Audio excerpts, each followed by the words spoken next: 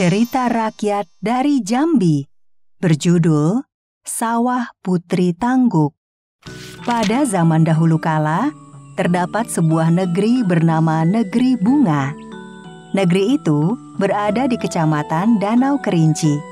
Di sana, hiduplah seorang ibu bernama Putri Tangguk bersama suami dan ketujuh anaknya. Putri Tangguk dan suaminya bekerja sebagai petani. Setiap hari, Putri Tangguk dan suaminya membajak sawah untuk memenuhi kebutuhan keluarganya. Sepasang suami istri tersebut terus bekerja hingga lupa mengurusi ketujuh anaknya di rumah. Bagaimana dengan anak-anakku di rumah? Pulanglah, lihatlah mereka. Kasihan. Untuk menghindari permasalahan itu lagi, Putri Tangguk mempunyai ide cemerlang. Tapi kita harus bersemangat untuk bekerja. Paling tidak sampai persediaan padi kita penuh. Sehingga kita tidak perlu bekerja lagi selama persediaannya masih cukup. Baiklah, aku setuju. Mereka pun mulai bekerja keras untuk memenuhi gudang persediaan padi mereka. Pada suatu hari, Putri Tangguk mengajak anak-anaknya untuk bekerja bersama suaminya di sawah. Hari ini, kalian ikut ibu dan ayah ke sawah ya. Baik, Ibu. Hari itu, perjalanan menuju ke sawah sangat becek karena semalam telah turun hujan deras. Saat sedang berjalan, Putri Tangguk terpeleset. Melihat ibunya terpeleset, semua anak Putri Tangguk khawatir. Ibu tidak apa-apa. Apakah ibu terluka? Putri Tangguk pun marah-marah dan mengumpat kesal. Hah? Jalanan sialan! Putri Tangguk dan seluruh keluarganya melanjutkan perjalanan kembali ke sawah. Di sawah, mereka memanen padi bersama-sama. Meskipun sawahnya tidak begitu luas, namun hasil panennya begitu melimpah. Wah, kita panen sangat banyak, Bu. Iya, padi tumbuh sangat subur. Semua hasil panen sawahnya dinaikkan ke atas gerobak. Lalu keluarga Putri Tangguk pulang ke rumah dengan membawa hasil panen tersebut. Saat perjalanan pulang, Putri Tangguk kembali melihat jalanan yang licin. Jalanan ini nih yang membuatku terpeleset tadi. Putri Tangguk mengambil padi yang baru saja dipanen tadi. Untuk apa kau mengambil padi? Kemudian, Putri Tangguk menaburkan padi tersebut ke jalanan yang becek itu. Mau aku letakkan untuk menutup jalanan ini.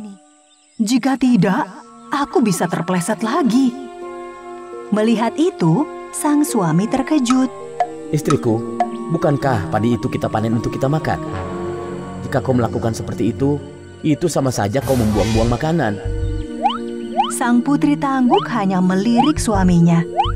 Bukankah padi kita sudah banyak? Kau mau aku terjatuh lagi? Hah? Sang suami dan anak-anak Putri Tangguk tidak bisa membantahnya. Mereka pun melanjutkan perjalanan pulang. Sesampainya di rumah, Putri Tangguk menyimpan hasil panennya di lumbung padi. Sejak panen itu, Putri Tangguk tidak pernah lagi pergi ke sawah.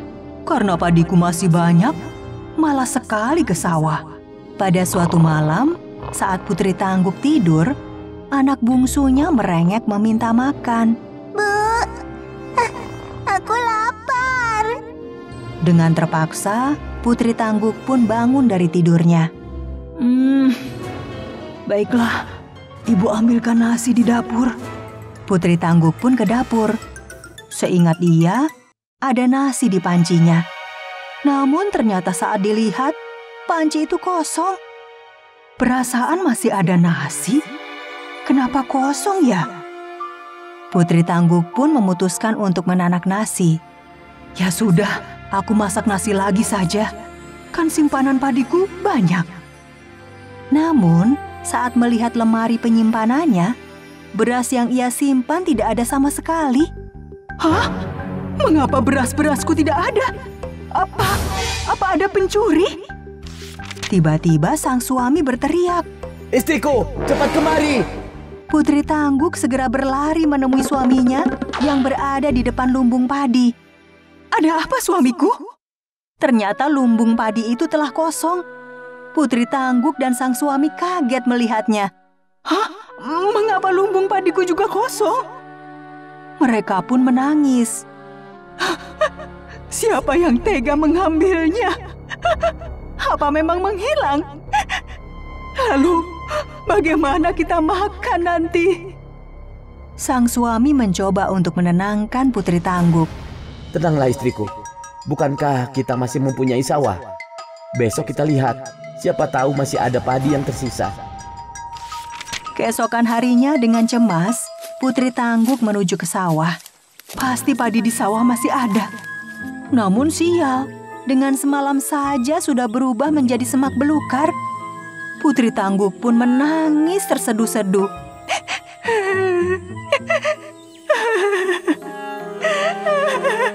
Karena kelelahan menangis, Putri Tangguk pun tertidur di antara semak belukar. Di tengah lelapnya tidur, ia tiba-tiba bermimpi didatangi oleh segerombolan padi. Hai Putri Tangguk, ini adalah akibat dari kesombonganmu karena membuang kami di jalanan. Putri Tangguk pun terkejut. Ia terbangun dari tidurnya. Ternyata semua ini adalah salahku. Akhirnya, Putri Tangguk kembali menanam padi di sawahnya. Dengan sabar, mereka merawat padi hingga panen. Mereka pun menjaga padi dan menggunakannya dengan baik.